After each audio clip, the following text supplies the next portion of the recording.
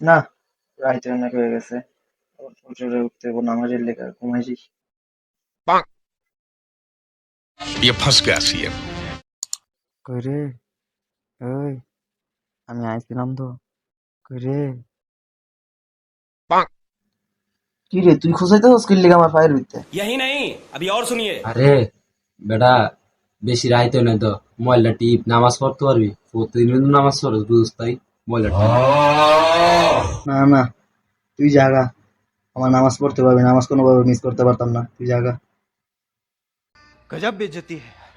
আরে বন্ধু, রোজা রমজান আইছে দিকে তুই আমার ভুলিয়া গেলি গে, হ্যাঁ?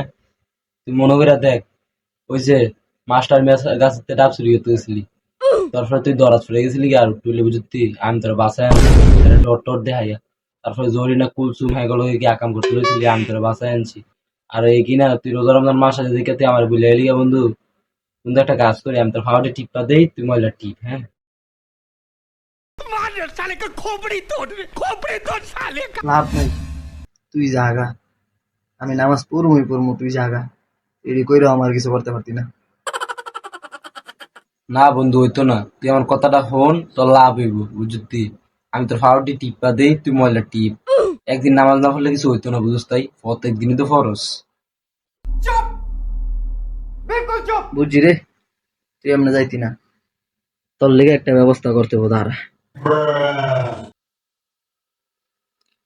আউযু বিল্লাহি মিনাশ শাইতানির রাজিম। বিসমিল্লাহির এ তুই রহমানির থাম বন্ধু, রহিম।